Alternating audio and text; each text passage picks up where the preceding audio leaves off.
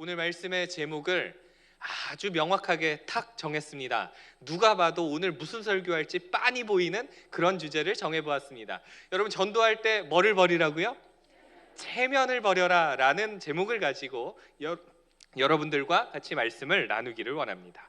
여러분, 우리가 개미와 친해질 수 있는 방법은 우리가 개미가 되는 것입니다.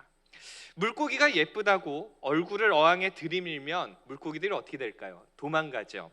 그러나 그 물고기와 친해질 수 있는 가장 좋은 방법은 우리가 물고기가 되는 것입니다.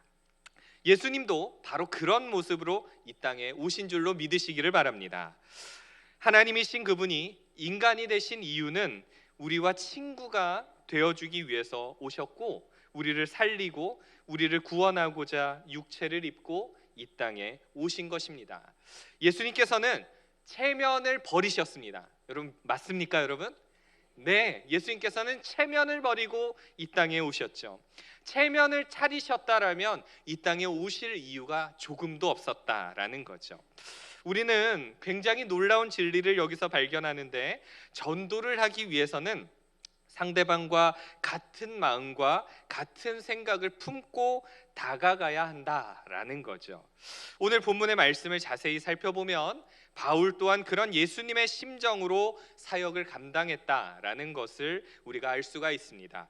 오늘 본문 19절의 말씀을 보여주시고 우리 19절의 말씀 다시 한번 같이 읽어보시면 좋겠습니다. 같이 한번 읽어볼까요? 시작. 내가 모든 사람에게서 자유로우나 스스로 모든 사람에게 종이 된 것은 더 많은 사람을 얻고자 함이라. 아멘.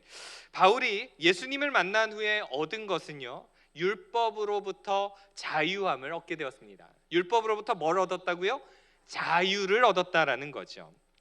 율법을 아무리 지켜도 완벽한 거룩을 얻을 수 없음을 깨달았다라는 것입니다. 여러분, 우리가 잘 아시는 것처럼 10계명의 두 번째 계명을 보시면 뭐죠? 우상을 만들지 말라. 오늘 교회 처음 나오셨어요, 여러분? 우상을 만들지 말라라는 계명을 우리는 알고 있습니다. 율법을 아는데도 우리 안에는요, 여전히 보이지 않는 우상들이 가득 차 있음을 보게 된다라는 거죠.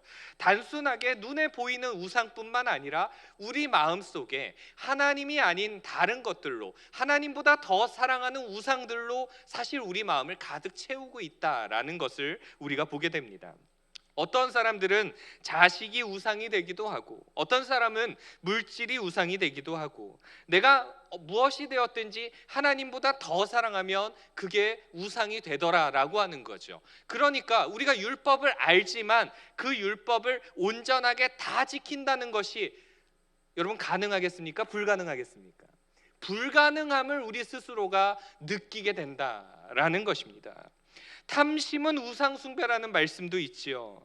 그런데 탐내지 않는 마음이 여전히 우리의 마음을 지배하고 있지 않습니까? 탐내고자 하는 마음이 여전히 우리 가운데 남아있더라라는 것을 보게 됩니다. 우리가 완벽하게 살아보려고 애를 쓰지만 말씀대로 우리가 살 수 있습니까? 완벽하게 살 수 있습니까? 100% 순종하면서 살 수 있습니까, 여러분? 사실 불가능하죠. 그러니까 그 모습을 볼 때 바울이 뭘 느꼈냐면 자기 자신의 무능함을 느낄 수밖에 없더라라는 것입니다. 아무리 율법을 잘 지켜보려고 애를 쓰고 또 애를 써봐도 완벽해지지 않는 자신의 모습을 발견하게 되더라라는 거죠.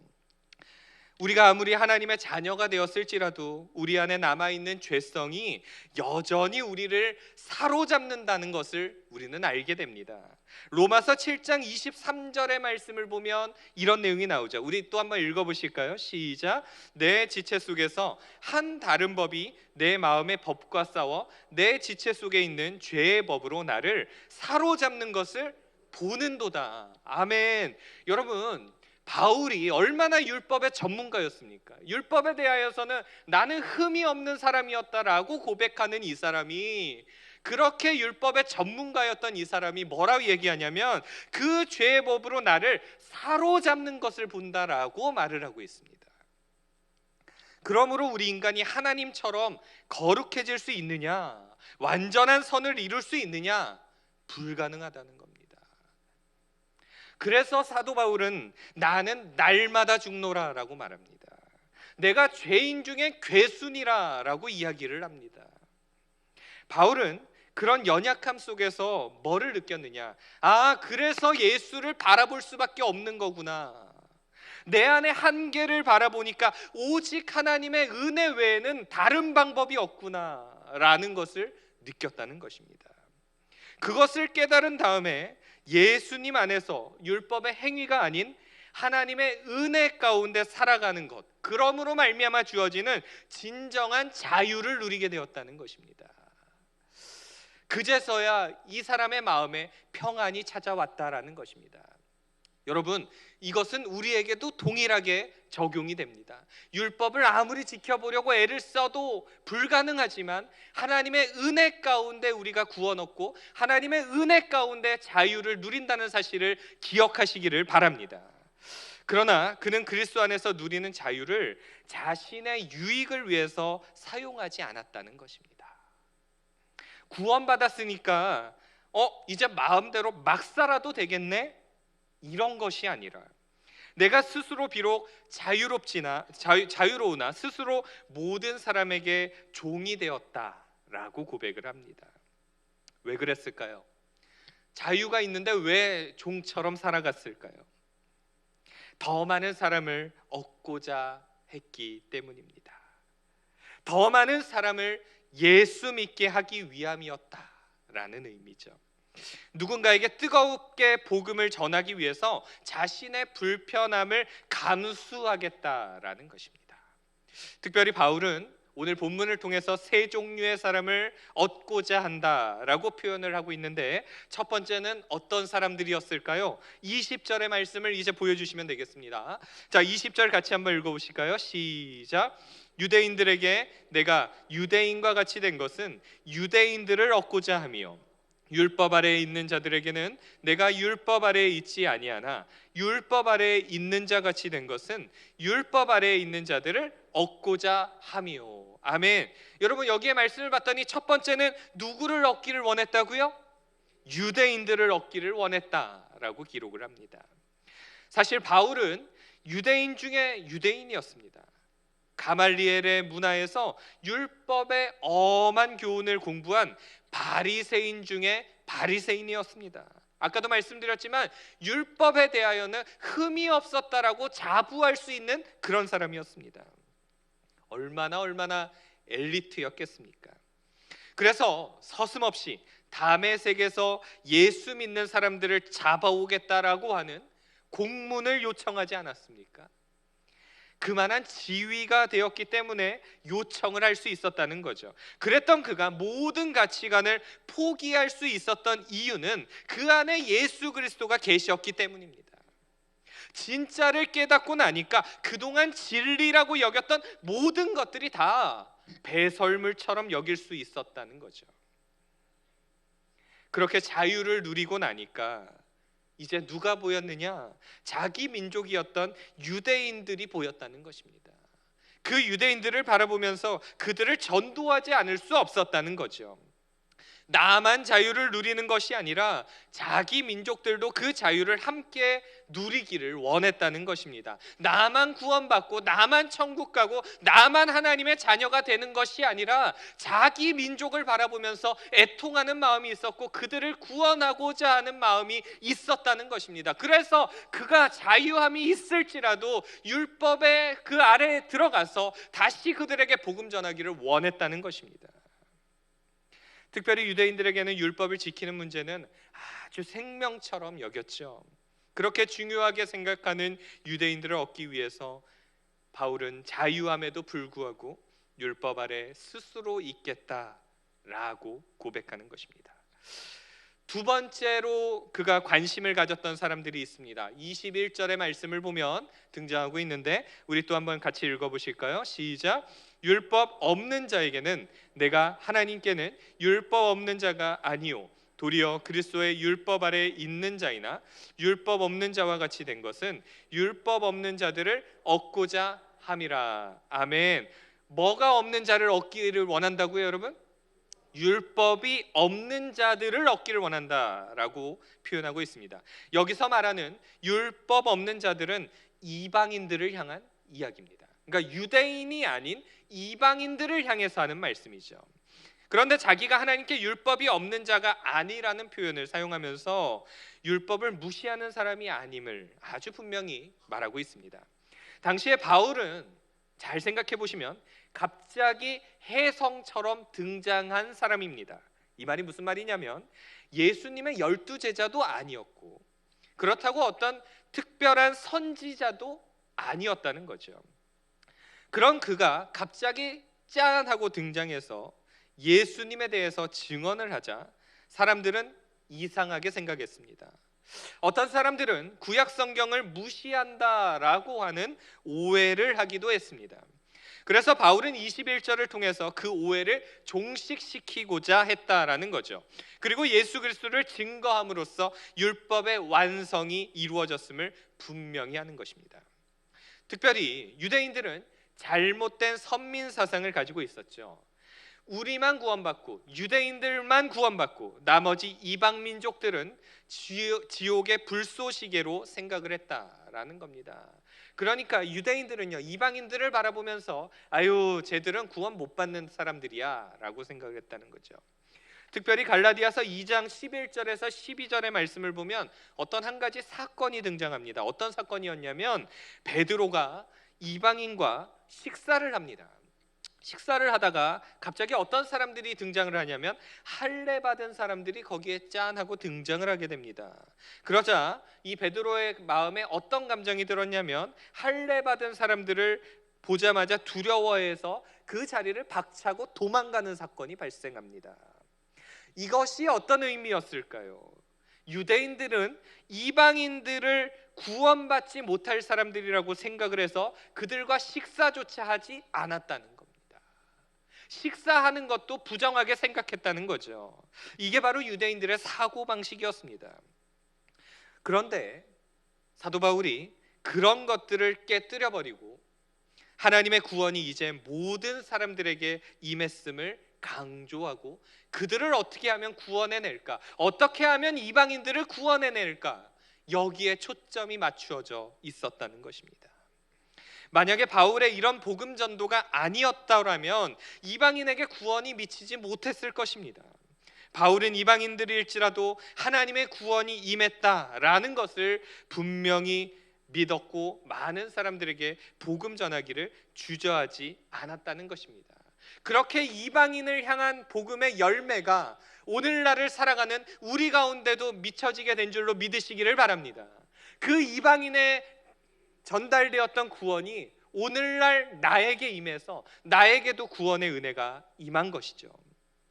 바울은 고생하면서 복음을 전하면서도 그것을 기쁨으로 여겼다는 것입니다. 심지어는 복음 전하다가 감옥에 갇혔을 때도 하나님을 찬송하는 역사들이 있었다는 것입니다. 옥문이 열리는 그 기적 여러분 아시죠? 그렇게 몸에 매를 맞고 다 죽어가는 심정들 속에서도 하나님을 찬양했다라는 것입니다. 고생을 고생으로 여기지 아니하고 복음을 뜨겁게 전했다는 것입니다. 파선을 당하고 40에 하나 감한매를 막 맞고 고통 가운데 있을지라도 그는 체면을 따지지 않았다는 것입니다. 열심을 다해서 복음 전하는 일에 열정으로 쏟아 부었다는 것입니다. 바울은 22절과 23절에서 또 한 부류의 사람들을 얻기를 원했다라고 기록하고 있습니다. 22절에서 23절도 또 같이 읽어보실까요? 시작. 약한 자들에게 내가 약한 자와 같이 된 것은 약한 자들을 얻고자 하며 내가 여러 사람에게 여러 모습이 된 것은 아무쪼록 몇 사람이라도 구원하고자 함이니 내가 복음을 위하여 모든 것을 행함은 복음에 참여하고자 함이라. 아멘. 세 번째로 여기서 말하는 사람들은 복음에 대해서 올바로 이해하지 못한 약한 양심의 소유자들을 말하고 있습니다. 어떤 사람들은 이렇게 말했습니다. 여전히 율법도 지키면서 예수도 믿어야 구원을 받는다라고 말하는 사람들이 있었습니다. 그러니까 예수만 믿는 거 가지고는 부족하니까 율법도 지켜야 돼라고 잘못된 말을 하는 사람들이 있었다는 것입니다. 즉 할례도 받고 모세의 율법도 지키고 예수도 믿어야 한다라는 말하는 사람들이 있었던 거죠. 고린도 교회 안에는 많은 약한 양심을 가진 사람들이 있었습니다. 우상의 제물을 먹어도 되느냐, 먹지 말아야 되느냐라는 고민을 가진 사람들도 있었습니다. 진리를 왜곡하고 여전히 율법의 얽매임을 주장하는 사람들이 있었다는 것입니다. 우리가 예수 안에서 자유함을 누리고 있지만 그 자유를 다시 묶어가지고 다시 율법으로 옭아매려고 하는 사람들이 있었다는 것입니다. 그런 흔들리는 신앙을 가진 사람들에게도 바울은 여러 모습으로 함께 돌보면서 몇 사람이라도 구원 얻게 하고자 했다라는 거죠. 바울은 복음을 전하기 위해서 철저히 자신의 체면을 버렸다는 것입니다. 자신의 체면을 따지지 않았다는 것입니다. 그는 오직 예수, 오직 복음, 오직 전도에만 집중한 줄로 믿으시기를 바랍니다. 뭐에 집중했다고요? 오직 예수, 아멘이십니까? 오직 복음, 아멘이십니까? 오직 전도, 여기에 집중했다는 것입니다. 그의 모습을 바라보면 성육신하신 예수님이 떠올려질 수밖에 없는 것입니다. 이 땅에 육신의 몸을 입고 오셔서 체면을 버리고 우리와 같이 낮아지시고 우리에게 복음 전하시고 우리를 위하여 십자가에서 죽으시고 그렇게 박해당하시고 사람들로부터 침뱉음을 당하고 못이 손에 발에 박히면서도 끝까지 참아내셨던 예수님을 기억할 때 여러분, 우리는 얼마나 전도하면서 그렇게 인내하고 계십니까? 얼마나 우리는 그렇게 예수님 닮은 모습으로 전하고 계십니까? 우리가 한 번쯤 다시 되돌아봐야 되는 것입니다. 오늘 본문 24절에는 이런 내용이 등장하고 있습니다. 24절도 같이 읽어보실까요? 시작. 운동장에서 다름질하는 자들이 다 달릴지라도 오직 상을 받는 사람은 한 사람인 줄을 너희가 알지 못하느냐? 너희도 상을 받도록 이와 같이 다름질하라. 아멘. 그래서 이 사도 바울은 아까 말했던 세 가지의 사람들, 율법에 속한 사람, 또 이방인들, 또 율법과 은혜 사이에서 약한 양심을 가진 사람, 이렇게 세 종류의 사람들에게 이해하기 쉬운 말을 하고 있습니다. 운동장에서 달리기를 다 달려갈지라도 오직 상을 받는 사람은 한 사람이라는 거죠. 우리가 올림픽을 보면 너무 명확하지 않습니까? 다 같이 달리기를 열심히 할지라도 상을 받는 1등은 단 한 명이다라는 것을 우리가 보게 됩니다. 이것은 그 당시의 고대 경기를 말하고 있습니다.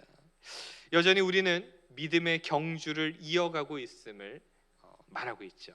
그리고 그 부르심의 상을 기대하면서 나아가는 것입니다.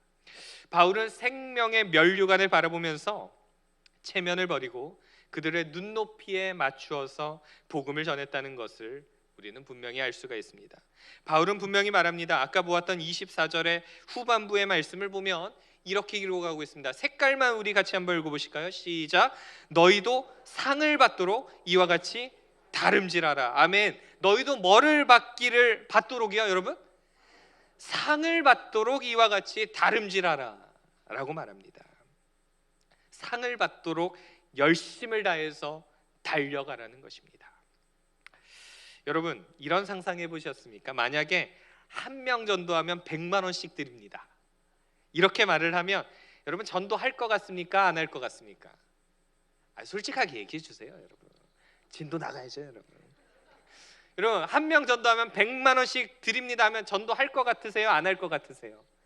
하죠, 여러분. 사돈의 8촌까지 교회 데려오지 않겠습니까, 여러분? 그런데 그 영혼의 값이 겨우 100만 원이겠습니까? 천하보다 귀하다는데 얼마쯤 되겠습니까? 그런 주님의 마음을 품고 복음을 뜨겁게 전하면 결국에는 우리에게 상급이 있음을 믿으시기를 바랍니다. 그러면 그 상이 구체적으로 무엇을 말하고 있을까요?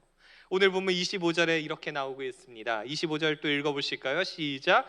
이기기를 다투는 자마다 모든 일에 절제하나니 그들은 썩을 승리자의 관을 얻고자 하되 우리는 썩지 아니할 것을 얻고자 하노라. 할렐루야. 아멘. 여러분, 이기기를 위해서 모든 일에 뭐 한다고요? 절제한다라고 말합니다. 절제한다. 그러니까 이 바울은요, 절제한다는 말이 어떤 표현이겠습니까? 오늘 말씀의 제목처럼 체면을 버렸다는 말이기도 하고, 절제했다는 말은 내가 이 복음을 전하는 데 있어서 최선의 노력을 다하면서 그 어떤 시선도 신경 쓰지 않았다는 거죠. 목숨 걸었다는 얘기입니다. 예전에 제가 이런 영상을 본 적이 있습니다. 복싱 선수가 경기에 나가기 전에 체중을 조절하려고 막 애를 쓰는 모습을 본 적이 있습니다. 그래서 막 이 복싱 선수가요, 그 경기에 나가기에 앞서서 막 줄넘기도 막 땀이 막 비 오듯이 쏟아지게 하고 체중을 막 조절을 합니다. 근육을 키우고 마지막 날에는요, 뭐도 안 마시는지 아세요, 여러분? 물도 안 마시더라고요. 조금이라도 체중이 커트라인보다 높으면 경기에 나갈 수가 없으니까 그렇게 절제를 하면서 그 대회를 준비하고 있더라고요. 물도 마시지 못하는 고통 속에서도 상을 얻기 위해서 전쟁 같은 경기를 하더라고요, 여러분. 그렇게 고통이 찾아와도 절제할 수 있는 이유는 승리자의 면류관을 얻고자 함이라는 것입니다. 그러나 그 당시 월계수 잎으로 만든 면류관은 시간이 지나면 시들해지고 썩어버리고 맙니다. 그러나 우리는 아까 보신 말씀처럼 영광스러운 썩지 아니할 면류관을 얻기 위해서 달려감을 믿으시기를 바랍니다. 우리가 얻게 될 그 면류관은 썩지 아니할 영원한 면류관이다라는 것이죠. 영원한 천국에서 영원한 상급 가운데 기쁨이 가득할 것입니다. 그렇게 달려가는 바울은 26절에서 아주 분명하게 말합니다. 26절의 말씀을 보시면 그러므로 나는 다름질하기를 향방 없는 것 같이 아니하고 싸우기를 허공을 치는 것 같이 아니하며 라고 기록합니다. 이 말씀이 어떤 말씀일까요? 분명한 목표를 가지고 달려가고 있다라는 의미입니다. 이 땅에서 내가 예수를 믿었다라면 내가 예수를 믿는 것에서 그치지 아니하고 이 복음을 전하는 일에 목숨 걸고 달려가는데 그곳의 목표를 딱 정해서 거기만 바라보고 간다라는 의미입니다. 표대를 향해서 달려가는 거죠. 그래서 빌립보서 3장 14절의 말씀을 보면 이런 내용이 등장하고 있습니다. 또 읽어보실까요? 시작. 표대를 향하여 그리스도 예수 안에서 하나님이 위에서 부르신 부름의 상을 위하여 달려가노라. 표대를 향해서, 정확한 목표 지점을 향해서 그 바울이 달려갔다라는 것입니다. 그리스도 예수 안에서 하나님이 위에서 부르신 부름의 뭐를 위하여, 여러분? 상을 위하여 달려갔다라고 기록합니다. 사랑하는 여러분, 우리가 이 땅에서 믿음의 경주를 성실하게 달려갈 때, 우리가 하나님의 마음을 기쁘시게 해드리고 주의 복음을 뜨겁게 전할 때, 우리가 주님 나라에 갔을 때 분명한 상급이 있음을 믿으시기를 바랍니다. 영원한 하나님 나라의 천국을 바라보며 최선을 다해서 주의 일들을 감당하는 거죠. 이 복음의 경주를 하면서 두렵고 떨리는 마음으로 이 사역을 감당한다라는 것입니다. 특별히 27절의 말씀을 보면 이런 내용이 등장하죠. 27절도 같이 한번 읽어보실까요? 시작. 내가 내 몸을 쳐 복종하게 함은 내가 남에게 전파한 후에 자신이 도리어 버림을 당할까 두려워함이로다. 아멘. 이 말씀은 내 스스로 하나님께 버림당할까 두려워하는 마음으로 긴장하면서 복음을 전하고 있음을 말하는 것입니다. 우리가 보기에는 충분해 보이는 바울도 복음을 전할 때는 하나님과의 관계를 깊이 생각하면서 두렵고 떨리는 마음으로 전했다는 것입니다. 자기 자신을 무익한 종으로 생각하면서 가난한 마음으로 최선을 다해서 복음을 전했다는 것입니다. 그는 체면 따위는 없었습니다.